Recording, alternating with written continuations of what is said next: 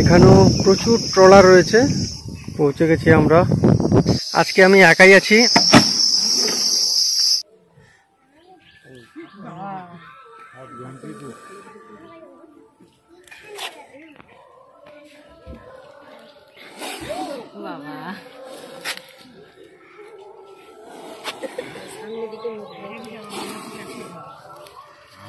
এটা মনোক্লেট কোবরা, আবারও সেই দক্ষিণ শিবপুর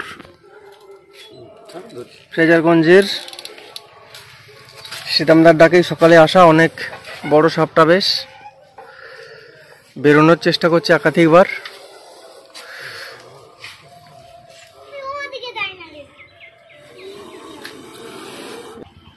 এরা স্থির বস্তু সাধারণত দেখতে পায় না। এটা হচ্ছে এই বিষ প্রয়োগ করলো। এগুলো সব বিষ। জল ধরে একটু দিতে হবে, জল দাও, জল দাও, জল একটু আনো।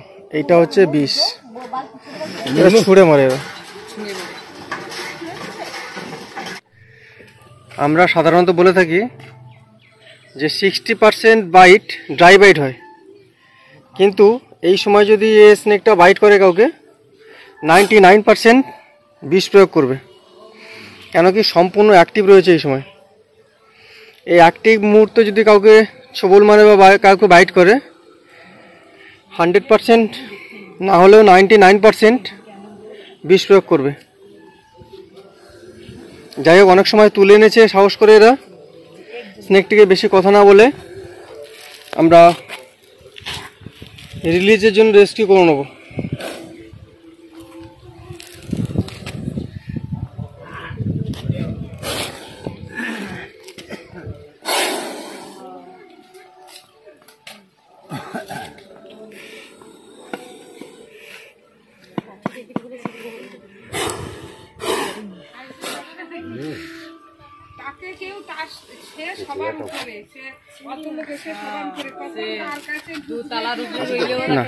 সবাই ভয় করতে হয়।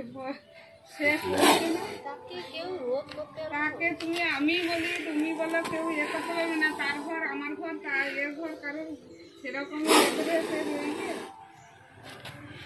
আওয়াজ করছে। আমার কিছুটা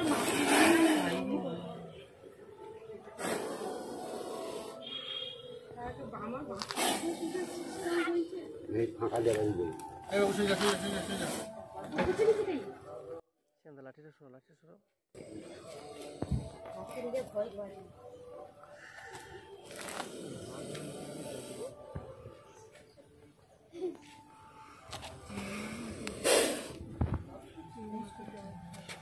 এটা পালিয়ে যাওয়ার একটা পরিকল্পনা বা আত্মরক্ষা করার কৌশল, অন্য কিছু নয়। আওয়াজ করছে ভীষণভাবেই।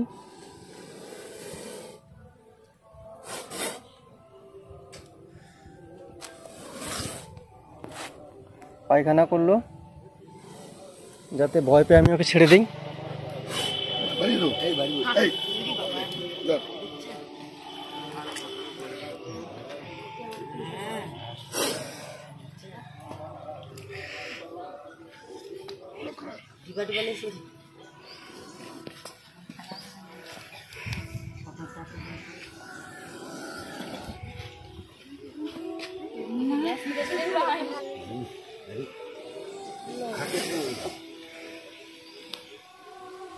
সীতামদার ডাকেই সকালবেলা বেরিয়ে আসা।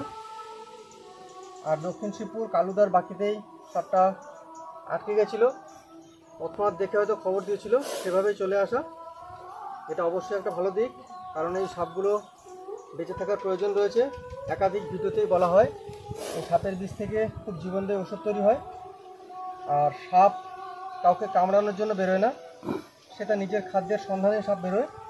তখন মানুষ যদি একে আঘাত করে কেবলমাত্র তখনই কামড়ায়, তাহলে সাপ কিন্তু কামড়ানোর জন্য বেরোয় না। চলুন, অনেক সময় আটকে আছে, আমরা একে রেস্কিউ করে রিলিজের জন্য আমরা জঙ্গলের উদ্দেশ্যে রওনা দেবো। এই আমার কৌটোটা দেখি কেমন আছে।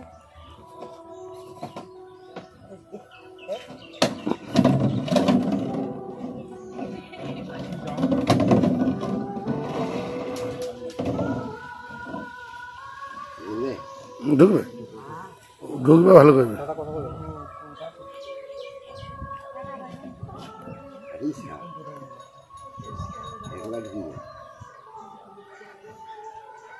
চাপাটা দেখি।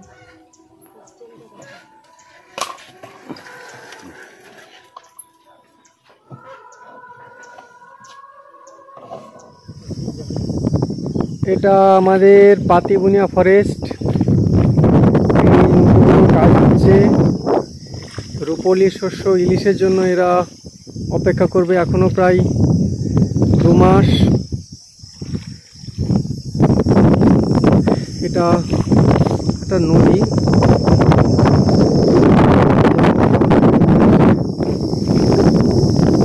আর এই দিকটাতে বঙ্গোপসাগর, এই দিকটাতে বেরিয়ে গেলে বঙ্গোপসাগর। আমি জুম করছি, দেখুন এখানেও প্রচুর ট্রলার রয়েছে ইলিশের অপেক্ষায়। আর এটা গ্রাম, এই দিকটা হচ্ছে জঙ্গল। এটা অবশ্যই পাতিবুনিয়া ফরেস্ট। তো আমরা এই জঙ্গলের উদ্দেশ্যে রওনা দিয়েছি, পৌঁছে গেছি আমরা ফরেস্টে। উঠবো এখন, নৌকাটা ভিড়ছে।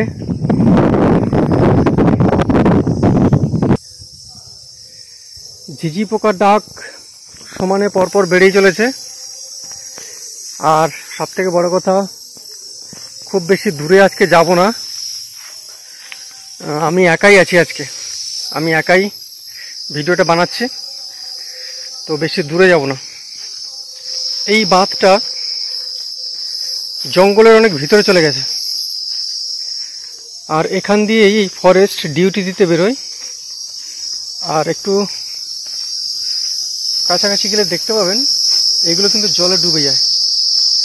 যখন জলে ডুবে যায় এই বাঁধটা কিন্তু জলে ডোবে না। সাপগুলো তখন এই বাঁধের উপরেই আশ্রয় নেয়, বা কিছু সাপ গাছে উঠে যায়।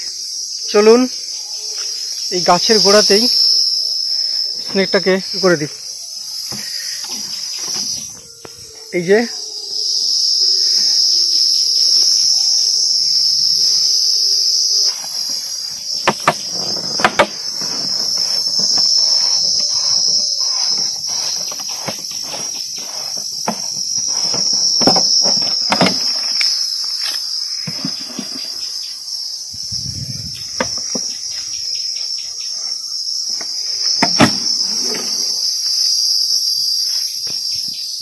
ওটা গর্ত নিয়ে নিল, সাথে সাথে একটা গর্ত নিয়ে নিল।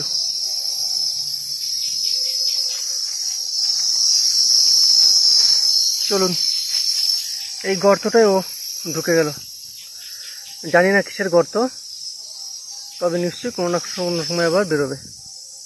চলুন এখানেই রাখলাম ভিডিওটা।